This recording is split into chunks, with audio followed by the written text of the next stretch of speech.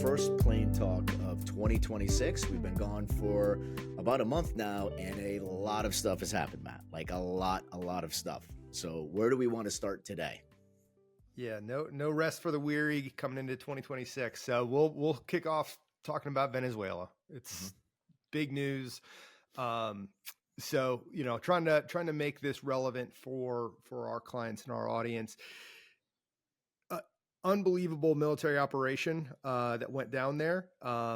Certainly a lot of questions about how that plays internationally, the legality of all those things, but trying to relate it to what this means for markets and money.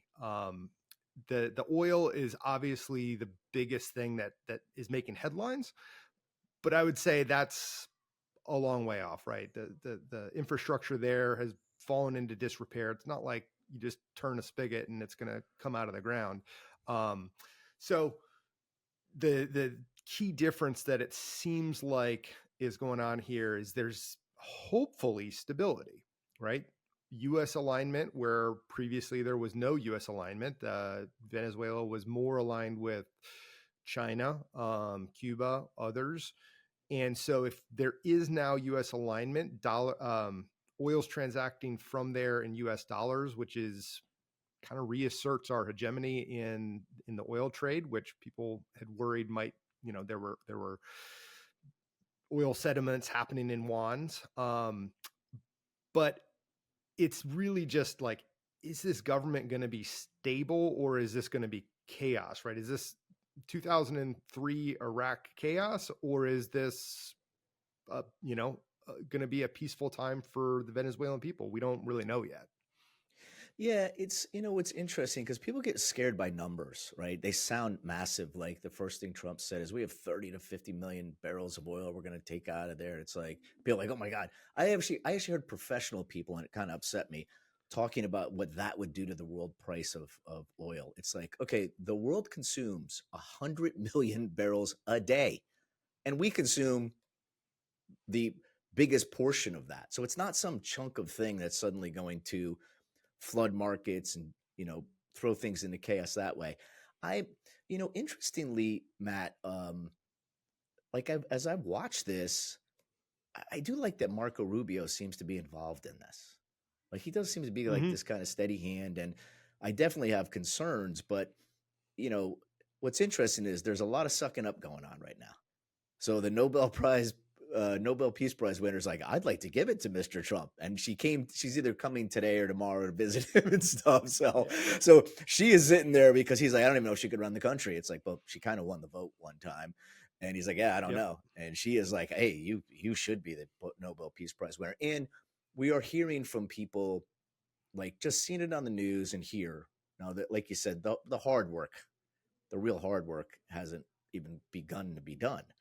But you do have the people of Venezuela and Venezuelan people and families that live here that are quite happy about this. And that is a good thing.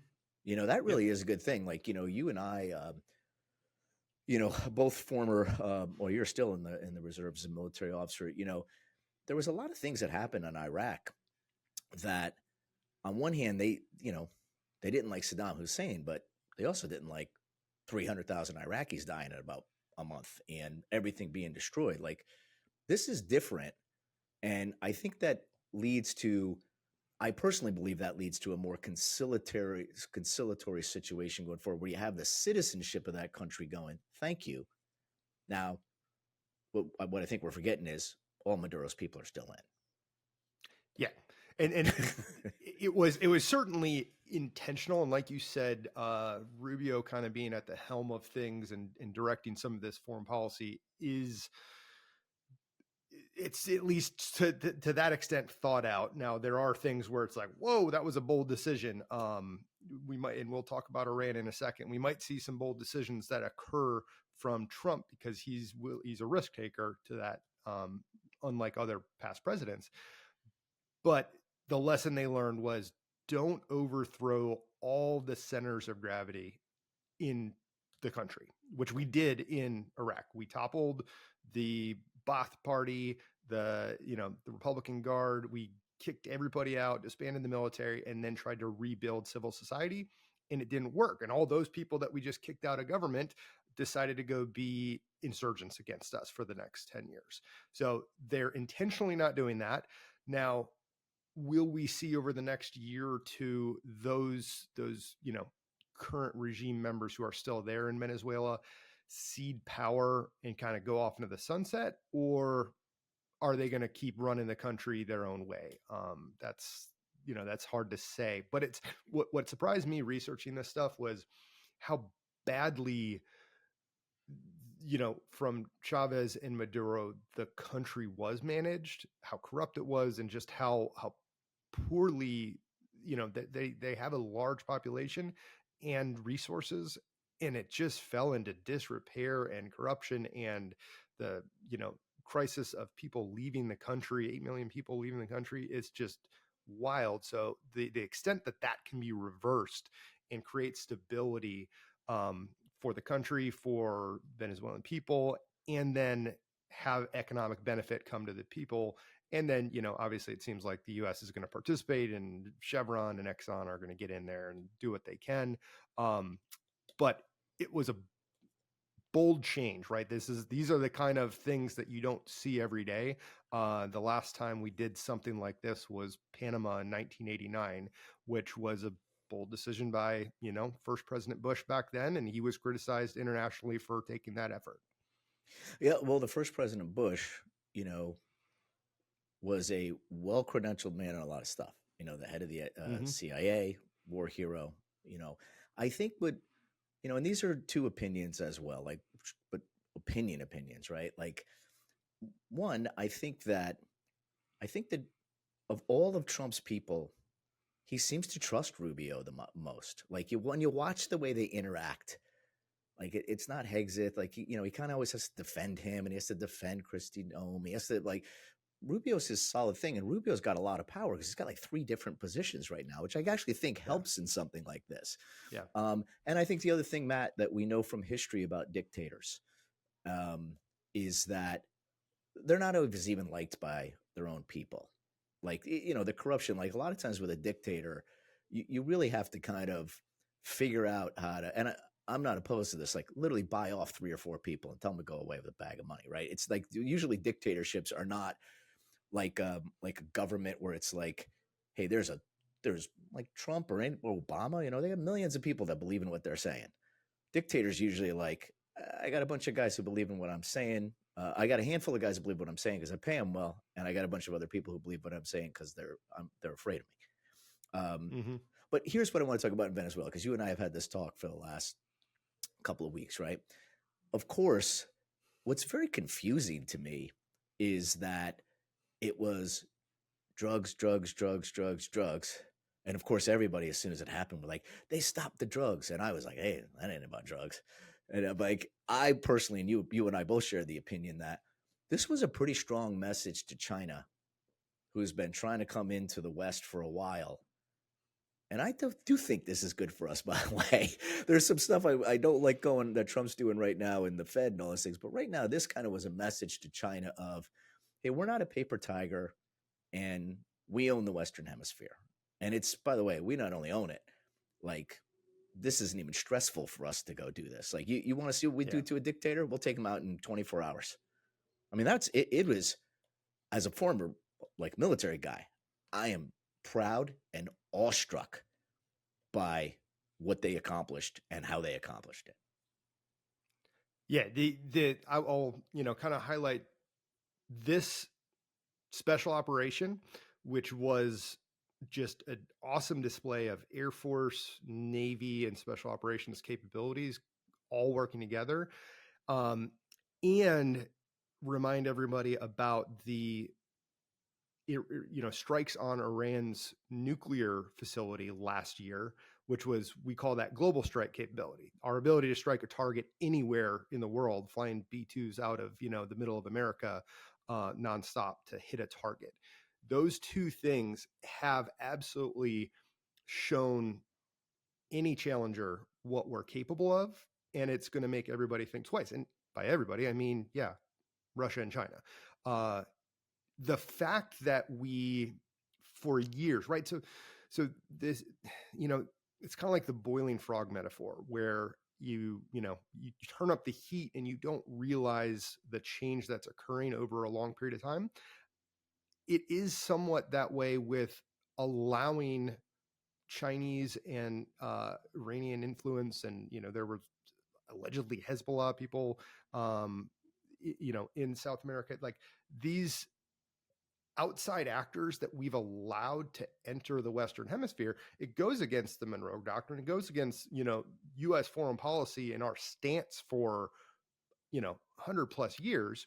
But it kind of just happened, and it was never really enough for us to do something about. And then it's all of a sudden, well, there's Venezuela and there's 8 million, refugees from that country, because it's kind of turned into a bad place. And these other countries have like their tentacles in it.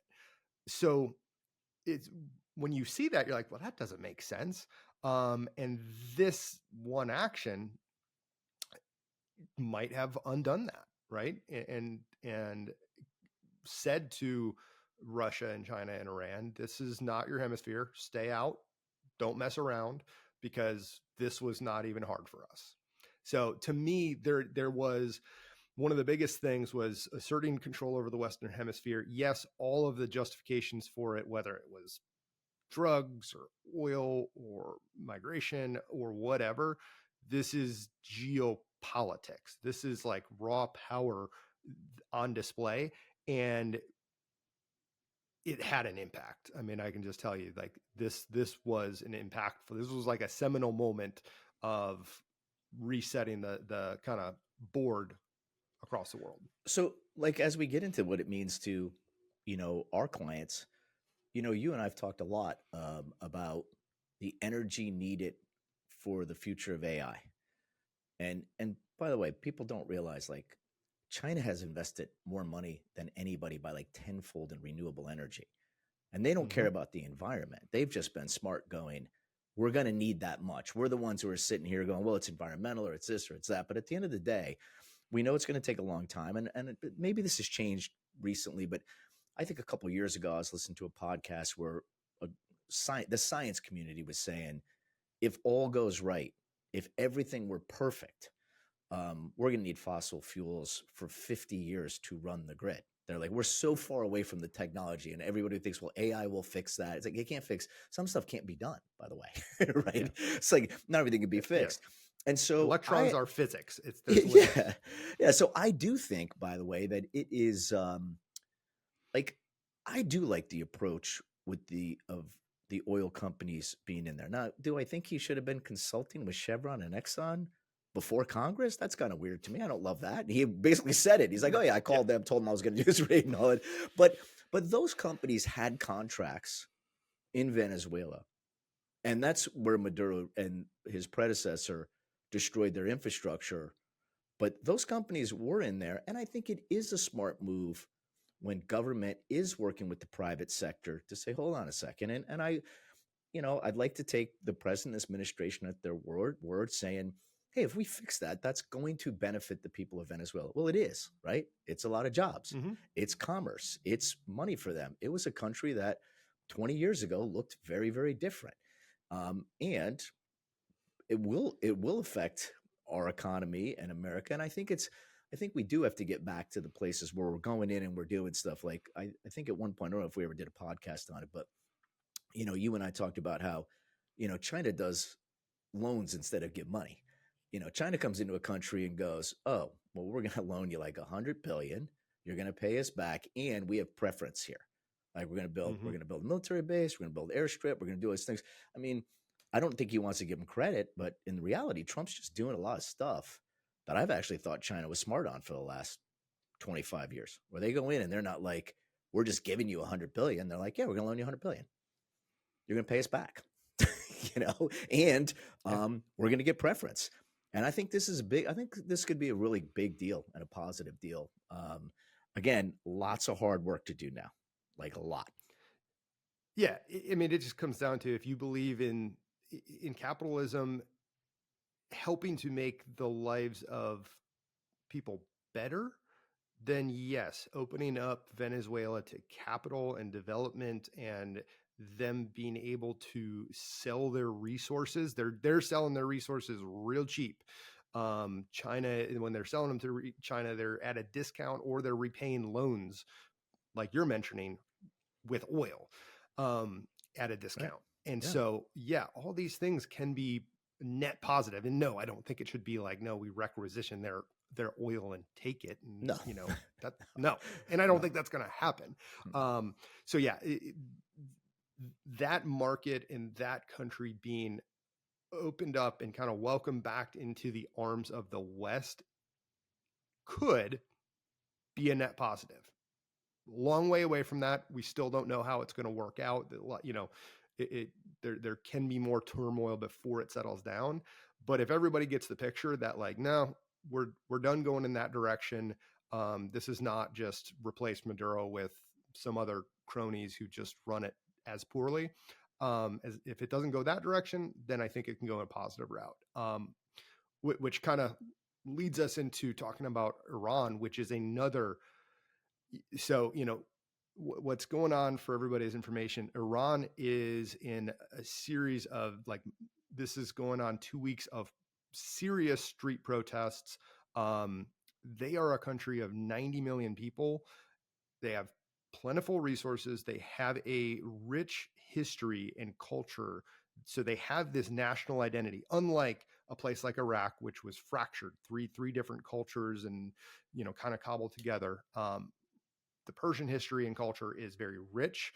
So they have a lot of momentum right now. We will see what happens. Trump is signaling he's willing to support the protesters. He's threatening the regime. Don't do this. I don't know if we're going to do anything. I don't know if Israel will do anything. It'd be more palatable for Iranians if we do something, if we strike the regime and just symbolically target for example, ballistic missiles or their missile production facilities, just to say, hey, we know that's, their two key things are nuclear development and ballistic missile development. We already took out one and we're going to hit the other one. We're telling you that you're done.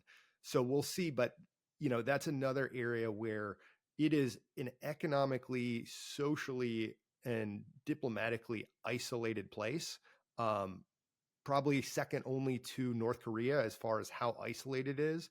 And if that place opens up to the world, it will just be beneficial for the people of the Middle East, stability. They've been, that the Islamic regime of Iran has been sowing a lot of conflict with Israel for the last 40 some years. And so we could finally have some peace there, as well as economic prosperity for those people. I think, I've been an advocate for education for a long time, and I owned an education business. And I will say in general, there's plenty of studies like, in one effect, it helps, hurts the mortality rate. The more that people get educated, the less kids they have, for example, right? They look at the world differently. They look at, I'm not going to live in poverty. I have to do these other things. Education, and it takes a long time. It takes a long time to kick in. But I think we may be seeing the benefits of a lot of Middle Eastern countries have invested a lot of money in education for a long time now. And it doesn't happen overnight, but over the last 40 or 50 years, whatever regimes were in there, they did start spending more on education. And some of the really big oil producing countries, Dubai and the Saudis and all that, built more universities, invested money in things that weren't just oil. Like they were smart enough to say, hey, we have to do other things here. And I think what I'm hopeful, I should say, and I'm cautiously optimistic that we're seeing the byproduct of those countries start to say, hey, why do we have to hate each other? Like, you got your country there and I got my country here, right? Yeah. And we're seeing that with Israel, right? Which was, by and large, the most educated of the countries there, right? These other ones have all caught up and they're all sitting there going, well, wait a second. There's plenty of stuff here. And like you said, Iran, if that was run the right way, I mean, they've got money, culture, history. I mean, that could be a really amazing place. And the people are starting, I mean, it happened in the past, right? It happened in the 80s and all that stuff. But a stronger hand, and the difference is now between when this stuff was going on the Ayatollah in the late 70s and 80s, is that you have other Middle Eastern countries that are coming to the table to have conversations, right? And there is, I think, more of a threat of them all saying, "Hey, we're just not going to live in a region where it's like this all the time." And what I want to caution our clients on as they're looking, because everything, all these things affect their portfolios and their lives and all that stuff, is there has to be some posturing because there's a 24-hour news cycle. When those guys in Iran say, "You better not intervene or we'll do something to you," well, they have to say it, right? They can't not say it, right? And the U.S. can't not say, "Okay, never mind." They're going to have to say, "But I don't think so, dude." Right. And we see what happens instead, right? Like we went in and we knocked out some big time stuff without them, without doing a lot of human damage. And then they dropped something somewhere in the middle of nowhere and said, "Yeah, we hit back too." But I'm cautiously optimistic on the Middle East right now. And I don't care who takes credit for it. Trump, that administration could take credit for it, but I think it's been a work in progress for a long time. And you've spent time there. I've never been there. But I think it's a work in progress where education is starting to grab hold and they're starting to look around and say, we're fighting literally for no reason. It would be like us fighting with Canada and Mexico. Like seriously, not regular arguments, but like saying we want to go to war with you guys. Like for what? You got your land, I got my land. What are we doing? Yeah, the Iranian people at this point, in this, the protests are being pushed a lot by the younger generation. So the as they always are, but today's current 20-something-year-olds have no tie to the Islamic Revolution of 1979. That's right. Old news to them. So they're looking around and they're saying, "Gosh, we have resources here, right across the Straits of Hormuz. We've got, UAE, Dubai, Abu Dhabi, Saudi Arabia. They're thriving. They're doing pretty good. Yeah. What are we doing here?" Like it got to the point where they were talking about relocating the capital of Tehran because they were going to run out of water. Like, how do you mismanage the country to run out of water?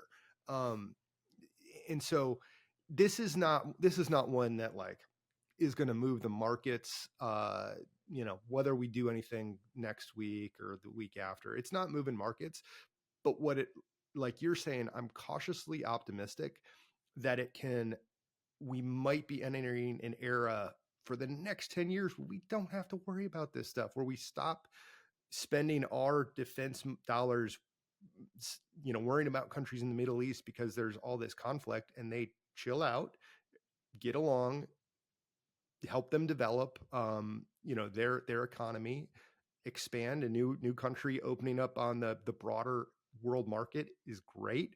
So like that can have a positive impact. So yeah, this is a real slow,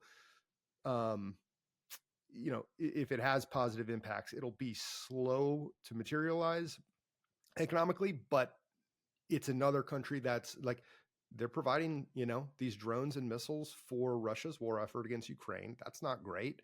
So turn that off if the regime falls. They don't like China because China is basically knows the isolated position that Iran's in and just takes them for granted, like takes advantage of them, basically, like buys really cheap oil off of Iran because they're like, where else are you going to sell it? Right. So that's, again, pulling countries into the broader world, international, markets and diplomacy is good.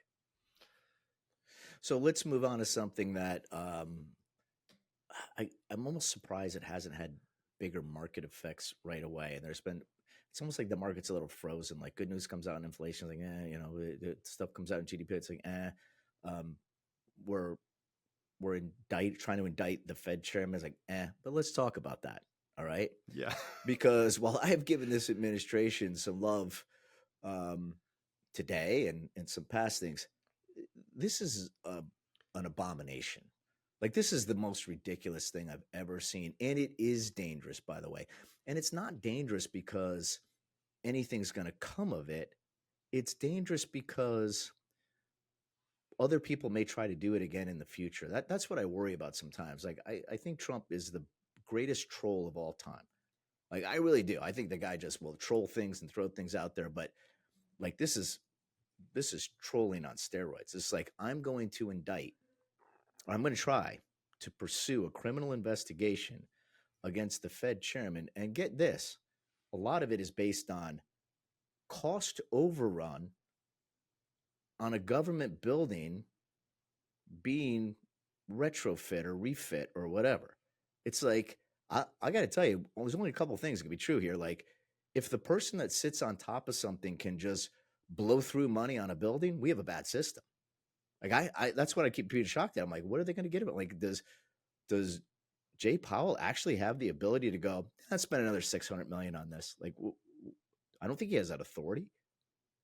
This is crazy. Yeah. Well, I got to, having worked inside the government, anybody who has will know cost overruns are very normal and nobody gets held accountable hardly ever. So Right. a criminal indictment for a cost overrun is like, there's some program managers on some Navy ships that should be really worried if we were going to, but again, that's not a precedent we're setting at all. This is just about Fed independence. And it's a pattern, right? I think why the market hasn't moved that much is because this is one of many lines of attack that he's used to try to bully or persuade Fed members. He tried to, there was a previous, or a member of the Fed, was it Lisa Cook, who he kind of went after for a mortgage? Yeah. And so it's like they're finding whatever avenue they can. And it's not really, at least as of yet, I think the market is saying it's not denting the Fed's credibility. Like, yeah, you threw this at him, it didn't work. You threw this silly indictment. It's not even an indictment yet. It's like a, we might have a grand jury to maybe indict you, sort of thing. So yeah, I think they're saying, all right, it didn't work. You're going to get X number of, you're going to get to replace the Fed chair this year, in maybe one more seat, but you still don't have control over the voting members.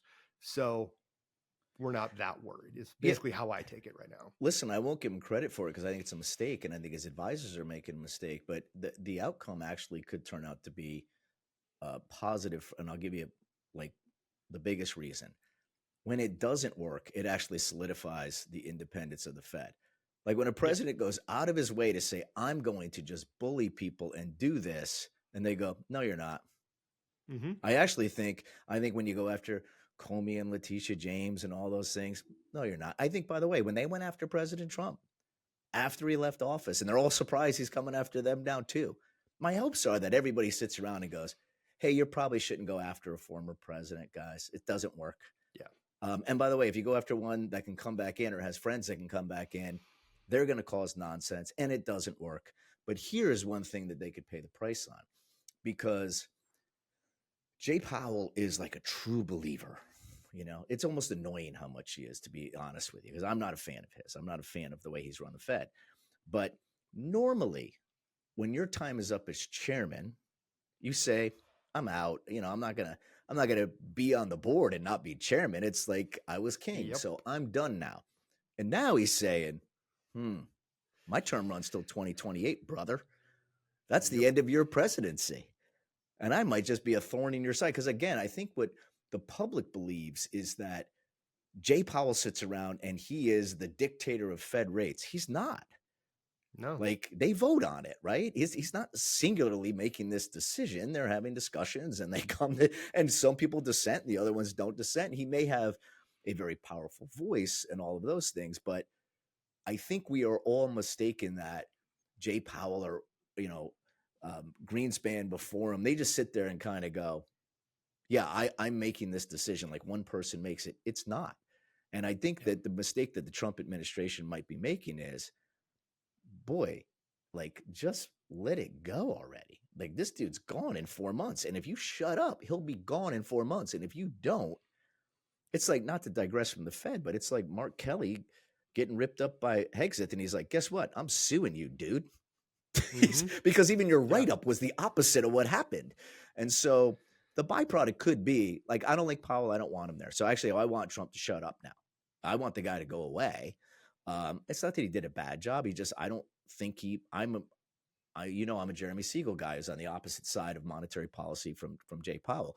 But the other byproduct might be that people actually look and go, boy, their system really does work, because Trump is a guy who pushes. No guy in history has pushed the envelope more than he has. And if you push the envelope that much and you still can't get rid of the guy, I actually would argue to everybody, they're pretty independent, guys. Pretty independent. Yeah. When I saw that headline, the first thing I thought was, you like, just wait him out. If you want him gone, just shut up and he'll be gone in May. And instead you're making him a martyr. And you're making him a martyr for Fed independence, and the bond market is going to react if that's threatened. Don't do that. So It was, to me, a complete just tactical error on their part. And who knows, they might walk it back and try to just make it go away. But we'll see. Yeah. Right now, like I said, the bond market hasn't reacted negative. They're kind of shrugging it off. The dollar hasn't moved that much. So it's like, it was a salvo. It was dumb. And I don't think it worked. I hope they are walking it back. I mean, Trump has come public and said, I don't even know what's going on. And what I'm surprised about is that I think that Scott Bessent is a pretty effective Secretary of Treasury. So I wonder who else is in Trump's ear, because I can't imagine a guy like Bessent being like, we should try to have the DOJ go after Powell. Like, he's too stoic and too smart. He wasn't happy about it. Yeah, I mean, he's really good. He's really smart. He would be like, what are you doing? Yeah. Right? So let's talk about some kind of smaller issues here in the last few minutes. And in reading your notes, listen, one thing I think is crazy, and the other thing I think is pretty good, right? And so here's the thing about the president today. Like, I don't know if you know this, but he called Elizabeth Warren because she's like, you don't do enough for the everyday man. And it dawned on me the other day that Trump so first of all, he's a populist at some level, right? And the reason why so many people are there, he cares about me more than any president ever, is because he says stuff that he doesn't have the power to do.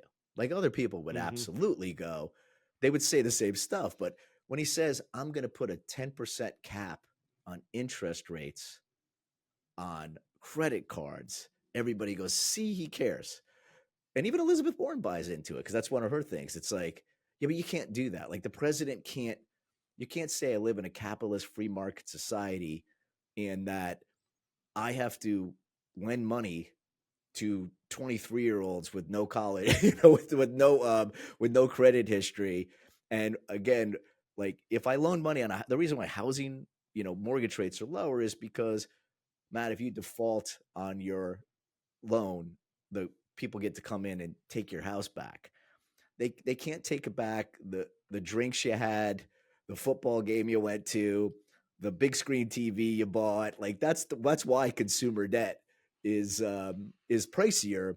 It is a good concept, though. Like, that's what I say. Conceptually, going back to lawmakers and saying, we're going to put some regulations on what people do, because I have, let's just say I have very, very good credit, and my credit card rates are the same as the 23-year-old. That's how they work now. They're just like, they used to have differences, not really a difference anymore. So, and then I'm going to say one more thing, and you can juxtapose the two.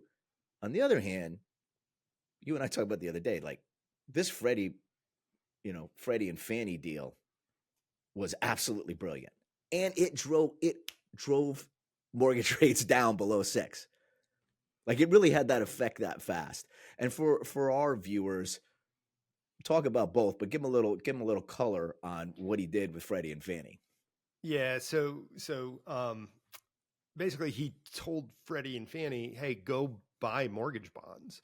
Big number. They haven't yet. 200 billion is what he told them. I don't know if they're going to do that. It's a thing that,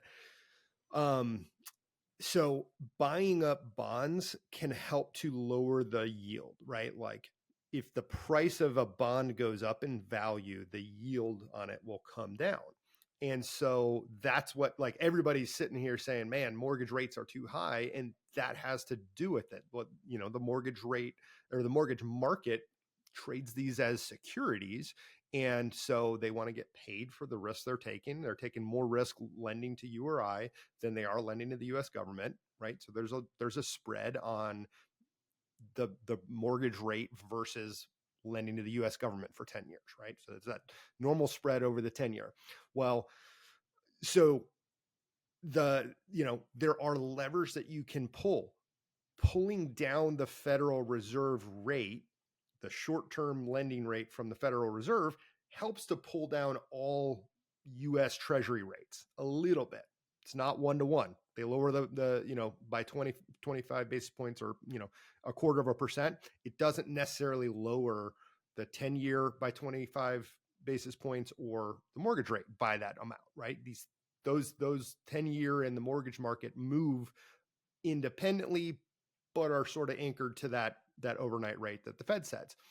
Well, another lever you can pull other than that Fed rate is buying bonds. And so if you have institutions like the Federal Reserve can buy bonds, and they did in the past, when the bond market gets out of whack, like it did during COVID, they will step in and use their balance sheet to buy some bonds and stabilize that market.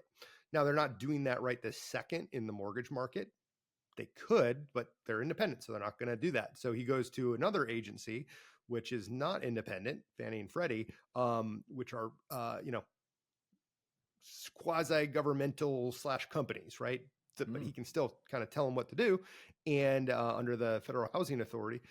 And so he goes and says, hey, go buy, you got cash on your balance sheet, go buy some bonds. It will help to lower mortgage rates. And it works. Now, does that, what comes into play though is, does that actually lower the cost of monthly payments if the cost of a house goes up? And this is what I've been talking to clients for years about, is like, when rates finally get into the 5s again, we might just see house prices, as more buyers get off the sidelines. That house that was going to sell for 500 might sell for 525 now. Yes, you're paying less interest, but the house price went up and your monthly payment maybe didn't move that much. So these things, there's a bunch of dynamics at play. Great optics. Anybody who bought at 7 or in the mid 6s this year, we're hoping you can refinance in the 5s. So that's a huge win right there alone. Yeah, and there's two edges to this in a positive way. So you talked about the buying side of it. The other thing that's happening right now that's slowed down the market is the selling side of it. People have all these low mortgage rates. I'm one of them. Like, I was going to go buy a new house, and I was like, what? I have a mortgage rate of like 2.5%. So, I'm sitting there going, would I go to 5? Yeah, but I'm not going to go to 7. Like, what am I? So that's the other part that's slowed down the market, is just with the interest rates being so, like, going up a couple percent is one thing. Going up 5 is just such a huge difference. So I think it's a brilliant move. And again, I'm a big Scott Bessent fan. I wouldn't be surprised if this wasn't him whispering in the ear, like, hey, they have tons of cash. I mean, he pointed out in the press release, he did own it. He goes, hey, I tried to privatize these things in my first term. Now I'm glad I didn't, because that hammer is very different. And, I think that's great. So like I said, I like it. I like what he did there. I'm going to do this thing with credit cards. You can't do that. Like, I don't care what executive order you sign. Nobody has to listen to it. They can't do it. And that's not, by the way, how credit markets work. Like, I have a friend of mine who made a lot of money owning and taking pawn shops public. And I asked him one time, I said, John, do you ever feel guilty about the interest rate? I go, what's a pawn shop charge? And I think at the time he's like 17, 18%. And I said, do you feel guilty about it? He's like, the opposite. He's like, we are the banking system for poor people. And he gave me these great numbers. Like 85% of people come back and get their stuff. He's like, it's not what people think. They don't leave their stuff. He's like, we're the banking market. He goes, and by the way, he goes, anytime Bank of America wants to come in those neighborhoods and lend at 8, I'd be out of business. So that's fine. but they don't.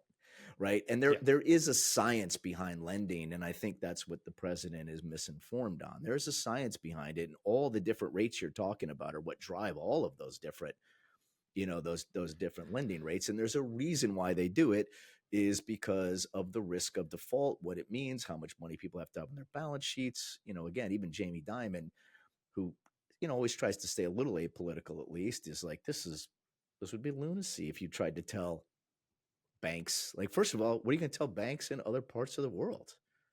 You can't tell them, you Yeah. can't charge this interest rate. Yeah, I think the optics of it are good. It's directionally what everybody feels like, this is not fair, 15, 20% interest rates on credit cards. He doesn't have the authority. It's state banking charters set those things and they follow those rules. So he can't even touch this. Most credit card companies are like domicile in Delaware. He can't tell Delaware what to do with their bank. Now, Right. Can he make, bank regulators make those people's lives a little more miserable? Yeah, he could, but that's different than setting rates.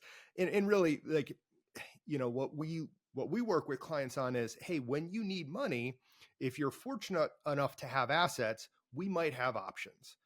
Don't go put everything on the credit card and let that run up interest month over month. Put it on there, pay it off. We got access to, HELOCs, refinance your mortgage and cash out, securities backed line of credit. There's a lot of different options available to people when they have assets. And if you set a cap like 10%, the credit market will just shrink. Jamie Dimon is not going to offer a bad credit risk borrower any credit at 10%. He'll be like, no. I'm not giving you anything.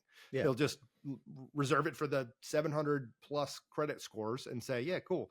Here, have some credit, and it'll be capped at 10% because I know you're good for it. So and that's the thing. It's not realistic. That's a major effect on the economy. Like, I don't carry any credit card balances, and I know most of our clients don't either. Like, I don't think the credit card thing affects them. I think it affects their kids, and I think it affects the economy. Mm-hmm. And like, I wish I was smarter about things when I was younger. Like, the generation before me, if you wanted to buy something, you saved money and bought it. And when Cherry and I were 23-year-old military officers, we're like, yeah, we want that big TV. Do we have the money? Nah, we'll just put it on the credit card. We'll pay it over the next, however. I just did back of the napkin math one time. I'm like, oh my God, did I overpay for a lot of stuff? Right? But at the end of the day, by the way, the use of credit is a big reason why the economy moves as fast as it does. I mean, it's dangerous to use the wrong way. But the upside to it, like, if you just described something where, like, forget 4% GDP growth if you took credit cards away from Americans, and like you just said, I mean, I bet more than 50 million people would lose their credit cards if they put a cap at 10%. Yeah, they would just be like, no, shut down. We're not doing it. Yep. Risk is too high. So. All right, Matt. Well, we went pretty long today, but there were so many things to talk about. 2 weeks from now, as we're back on schedule, I don't know what we'll be talking about, but it may be more stuff on the Fed. I don't think that dog is going to go to sleep yet, and I think Venezuela is going to raise its head. But any ideas? Anything you're thinking about? No, not yeah. I think there's so many things moving right now. I do want to watch what happens with both Venezuela and Iran over the next 2 weeks, and the Fed. Right now, AI bubble talk has kind of tamped down, so we're kind of off of that. Just got an inflation report. We'll see how the market digests that over the next few weeks as well. Yeah, so far economic news has been very good. And I'm optimistic that 2026 will be a good year, unless, like, we have some wars and stuff like that. If we can avoid that, we'll be fine. So we'll be back again in 2 weeks. Thanks for joining us today. And today I'm going to say two things here. At the bottom of the screen, you'll see our email address. Send us any questions or any topics you'd like to talk to us, and also click subscribe on YouTube so we can kind of build up our subscriptions and get more information out to as many people as we can. So thanks for joining us, Matt. Look forward to doing it again in a couple of weeks. Yeah, take care.